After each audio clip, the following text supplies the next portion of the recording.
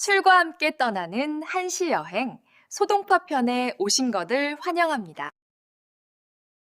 도현명, 이백, 두보에 이어 드디어 네 번째 위대한 시인의 문을 엽니다. 구독자 여러분의 뜨거운 성원 덕분에 시작하는 새로운 여정, 오늘도 구독과 좋아요, 알림 설정으로 함께 해주세요. 안녕하세요. 앞선 세 분의 거장들 덕분에 시청자분들의 기대가 매우 높으실 텐데요. 오늘부터 우리가 함께 떠날 여정의 주인공은 그 기대감을 채우고도 남을 인물입니다. 시인, 관리, 학자, 서예가, 화가, 그리고 미식가까지. 고려시대 이규보는 그를 두고 동파의 문장은 금은보화가 창고에 가득한 부잣집 같다. 도둑이 훔쳐가도 줄지 않으니 표절한들 어찌 해롭겠는가 라며 찬탄했을 정도죠. 한 사람의 인생이라고는 믿기지 않을 만큼 다채로운 족적을 남긴 인물입니다. 와, 듣기만 해도 정말 흥미진진한데요. 시인 한 사람을 넘어 마치 한 시대의 문화 전체를 만나는 느낌입니다. 심지어 천년이 지난 지금도 우리가 쓰는 동파육이라는 요리 이름에도 그의 이름이 남아있다니 정말 대단하지 않나요? 바로 북송시대 최고의 스타이자 역경 속에서도 유머와 품위를 잃지 않았던 낙천가 소동파입니다. 하지만 여러분, 소동파는 그의 호이고 그의 본명은 소식입니다. 1037년 사천성 미산에서 태어난 그의 이야기는 한 명의 천재를 넘어 중국 역사상 가장 위대한 문인 가문의 이야기에서 시작됩니다. 가문의 이야기라니요? 시작부터 스케일이 다른데요? 그렇습니다. 그의 고향 사천성에서는 아버지 소순, 그리고 아들인 소식과 소철 형제를 일컬어 삼소라 부릅니다. 놀랍게도 이 세 부자가 모두 당송팔대가, 즉 당나라와 송나라를 대표하는 8명의 위대한 문장가에 나란히 이름을 올렸죠. 상상해보세요. 마치 축구로 치면 한 가족에서 메시, 호날두, 손흥민급 선수가 3명이나 나온 셈입니다. 그야말로 문학계의 어벤져스라 할 수 있습니다. 아버지와 두 아들이 모두 역사상 최고의 문장가라니 정말 대단하네요. 그 중에서도 소동파, 즉 소식은 어떤 아들이었나요? 여기서 드라마틱한 장면이 펼쳐집니다. 20대 초반의 나이에 동생과 함께 수도 개봉에서 치러진 과거 시험에 응시했는데 그 답안지를 읽은 시험관이 감탄을 금치 못하며 이렇게 말했다고 합니다. 이런 인재를 내 손으로 뽑게 되다니 평생의 즐거움이다. 그런데 이 시험관이 누구였냐고요? 바로 당시 최고의 문장가였던 구양수였습니다. 전설이 전설을 알아본 순간이었죠. 소식의 등장은 그야말로 혜성 같은 데뷔였습니다. 듣기만 해도 짜릿한 성공 신화의 시작이네요. 마치 오디션 프로그램에서 심사위원들이 황금 버튼을 누르는 그런 순간 같은데요. 그럼 오늘 우리가 만날 시는 바로 그 화려한 데뷔의 순간을 담고 있겠군요. 축하의 술잔이 넘쳐나는 그런 분위기일까요? 바로 그 지점이 소동파의 비범함을 보여주는 부분입니다. 오늘 만날 시는 과거에 급제한 직후 동생과 함께 첫 부임지로 향하며 쓴 시입니다. 하지만 이 시에는 성공에 대한 들뜬 기쁨 대신 자신의 인생과 세상을 관통하는 놀랍도록 깊은 통찰이 담겨 있습니다. 오늘의 주제, 바로 화, 자유, 민지, 회구입니다. 제목을 풀이하면 자유의 민지에서의 회고시에 화답하며 라는 뜻인데요. 여기서 자유는 동생 소철의 자를 말합니다. 성공의 정점에서 미래가 아닌 과거를 돌아보는 시라니 정말 의외입니다. 요즘으로 치면 대기업 합격 통보를 받은 청년이 SNS에 자랑글 대진 인생의 무상함에 대한 철학적인 에세이를 올린 격이네요. 젊은 천재의 눈에 비친 세상은 어떤 모습이었을지 궁금해지네요. 이 시에는 훗날 그의 파란만장한 삶을 예언이라도 하듯 인간 존재에 대한 본질적인 질문이 담겨 있습니다. 특히 시의 앞부분 네 구절은 인생의 무상함을 노래한 가장 아름다운 비유로 천년이 지난 지금까지도 회자되고 있죠. 심지어 이 시에서 설리홍조라는 고사성어가 탄생했습니다. 자, 그럼 젊은 소식의 눈부신 재능과 깊은 사색 속으로 함께 들어가 보시죠. 화, 자유, 민지, 회구. 인생도처 지하사. 인생 가는 길 무엇과 같은지 알겠는가? 응사비홍 답설리. 날아가는 기러기가 눈 위의 진흙을 밟는 것과 같으리리. 니상우연 류지조. 진흙 위에 우연히 발자국을 남기지만 홍비나부 개동서. 기러기 날아가면 어찌 동서를 다시 헤아리겠는가? 노승이사 성신탑.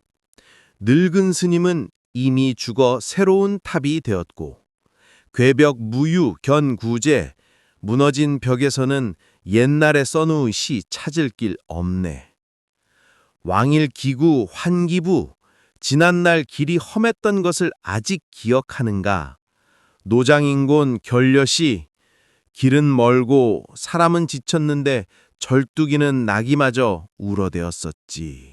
와, 날아가는 기러기가 눈 위에 진흙을 밟는 것과 같다. 정말 아름다우면서도 어딘가 서글픈 비유네요. 20대 청년이 쓴 시라곤 믿기지 않습니다. 마치 70평생을 살아온 노인의 통찰 같은데요? 바로 그 점이 소동파의 위대함이죠. 한 구절씩 음미해 보겠습니다. 시의 앞부분 네 구절. 인생도처 지하사, 응사비홍 답설리, 니상우연 류지조, 홍비나보 개동서. 이것이 바로 이 시의 핵심입니다. 우리의 삶이란 마치 비홍, 즉 날아가는 기러기가 답설리, 즉 눈 위에 진흙을 밟는 것과 같다는 겁니다. 여기서 설리는 그냥 눈이 아니라 녹아서 질척해진 진흙탕 눈입니다. 훨씬 더 생생하고 곧 사라질 것 같은 이미지를 주죠. 아, 그냥 하얀 눈이 아니라 질척한 눈이군요. 마치 봄이 오면서 녹기 시작한 눈. 발자국이 더 선명해지지만 그만큼 더 빨리 사라지겠네요. 이 이미지 하나만으로도 인생의 덧없음이 확 와닿습니다. 맞습니다. 그리고 기러기는 그 진흙 위에 우연히 지조, 즉 발자국을 남길 뿐입니다. 지조는 원래 손톱과 발톱을 뜻하는데 여기서는 기러기의 발톱 자국을 의미합니다. 기러기 입장에서 생각해 보세요. 긴 여정 중에 잠시 내려앉아 쉬었다가 다시 날아오를 뿐입니다. 그곳에 발자국을 남기려고 의도한 것도 아니고 남긴 발자국을 기억하지도 않습니다. 그리고는 동쪽이든 서쪽이든 상관없이 훌쩍 날아가 버리면 그 발자국은 어떻게 될까요? 눈이 녹으면 흔적도 없이 사라지겠군요. 우리가 열심히 살아가며 이룬 업적, SNS에 올린 수많은 게시물, 명함에 적힌 화려한 직함들이 결국 그 눈 위의 발자국과 같다는 말이군요. 소름이 돋네요. 정확합니다. 그리고 소동파는 이 비유를 바로 다음 구절에서 현실로 가져옵니다. 노승이 사성신탑, 궤벽 무유견구제. 사실 이 시에는 배경 이야기가 있습니다. 이들 형제는 몇 년 전 과거를 보러 수도로 갈 때 이곳 민지의 한 사찰에 머물렀습니다. 가난한 선비 형제였던 그들을 따뜻하게 맞아준 노승이 있었죠. 그들은 감사의 마음으로 절벽에 시를 써서 남겼습니다. 그런데 이번에 영광스럽게 과거에 급제하고 다시 그 절을 찾았더니 그때 그들을 반겨주었던 늙은 스님은 이미 세상을 떠나 탑석에 잠들어 있고 자신들이 의기양양하게 적어두었던 시는 허물어진 벽과 함께 사라지고 없었던 겁니다.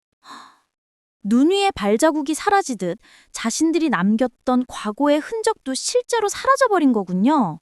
마치 타임캡슐을 묻었다가 다시 찾으러 왔는데 그 자리에 아파트가 들어선 것 같은 충격이네요. 정말 소름 돋는 구성입니다. 맞습니다.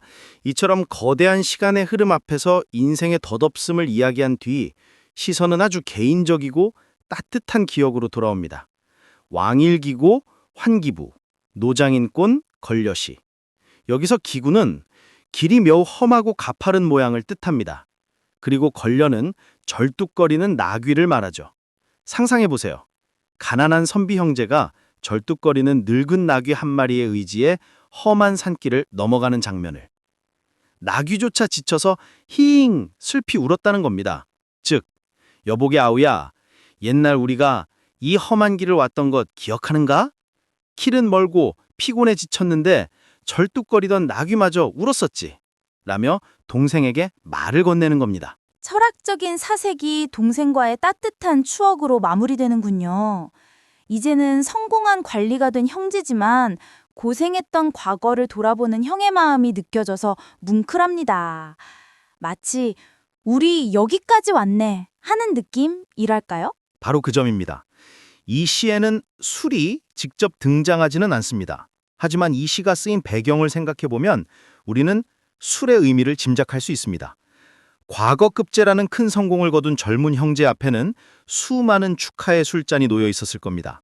송나라 수도 개봉의 문인 사회는 화려한 술자리와 토론으로 가득했죠. 모두가 그의 빛나는 미래를 위해 축배를 들고 자네 앞날이 창창하네, 벼슬길이 탄탄대로일 걸세 하며 떠들썩했을 겁니다. 모두가 그의 빛나는 미래를 위해 축배를 들고 있었겠군요. 그렇습니다. 하지만 소동파는 그 축배 속에서도 인생이란 결국 눈 위의 기러기 발자국과 같다는 것을 잊지 않았습니다. 이 시는 바로 그 수많은 축하의 술잔들 사이에서 동생과 조용히 마음으로 나눈 한 잔의 술과 같은 시입니다. 겉으론 축하하는 술이지만 그 안에는 삶의 본질에 대한 깊은 통찰이 담겨 있죠. 성공에 취하지 않고 삶의 본질을 꿰뚫어 본 것입니다. 이 깊은 통찰력이야말로 훗날 그가 겪게 될 기나긴 유배와 고난을 예술로 승화시키는 힘의 원천이 됩니다. 천재의 화려한 대비, 그리고 그 이면에 숨겨진 깊은 성찰까지. 소동파라는 인물의 매력에 벌써 푹 빠진 것 같습니다. 이 시가 너무 아름다워서 마지막으로 한 번 더 천천히 음미하고 싶은데요? 좋은 생각입니다. 그럼 이 아름다운 시를 처음부터 끝까지 우리말로 천천히 낭송해 보겠습니다. 눈을 감고 들어보시죠. 화, 자유, 민지, 회구. 인생 가는 길 무엇과 같은지 알겠는가? 날아가던 기러기가 눈 위의 진흙을 밟는 것과 같으리. 진흙 위에 우연히 발자국을 남기지만 기러기 날아가니 어찌 동서를 다시 헤아리겠는가? 늙은 스님은 이미 죽어 새로운 탑이 되었고 무너진 벽에서는 옛날에 써놓은 시를 볼 길이 없네. 지난날 길이 험했던 것을 아직 기억하는가? 길은 멀고 사람은 지쳤는데 절뚝이는 나귀마저 울어댔었지. 다시 들으니 더욱 가슴에 와닿는 것 같습니다. 그런데 문득 궁금해지네요. 이렇게 젊은 나이에 인생의 무상함을 꿰뚫어본 그의 앞날은 모두의 축배처럼 빛나기만 했을까요? 예리한 질문입니다. 아이러니하게도 이 시에 담긴 그의 통찰은 예언처럼 현식이 됩니다. 그의 원칙과 재능은 그를 빛나게도 했지만 동시에 거대한 시련의 중심으로 밀어넣었습니다. 다음 시간에는 그의 강직한 신념이 당대 최고의 권력자 왕안석의 신법개혁과 정면으로 부딪히는 이야기를 다루겠습니다. 이때 그가 지은 날카로운 풍자시, 산촌 5절 중 한 수를 통해 저항의 쓴 잔을 마셔야 했던 청년 소동파를 만나보겠습니다. 성공 신화가 바로 정치 드라마로 이어지는군요. 날카로운 풍자시라니 벌써부터 긴장되는데요. 권력에 맞선 문인의 용기, 그리고 그 대가는 어떤 것이었을지 정말 궁금합니다. 오늘 소동파의 첫 이야기에 함께 공감하셨다면 구독과 좋아요로 저희의 여정을 응원해주세요. 여러분의 인생에 눈 위의 기러기 발자국처럼 남았다가 사라진 소중한 순간은 언제였나요? 혹시 여러분도 성공의 순간에 오히려 삶의 덧없음을 느낀 적이 있나요? 여러분의 이야기를 댓글로 남겨주세요. 저희는 다음 시간 더욱 흥미진진한 소동파의 이야기와 함께 돌아오겠습니다. 함께 해주셔서 고맙습니다. 다음 시간에 꼭 다시 만나요. See you next week. Goodbye. Goodbye.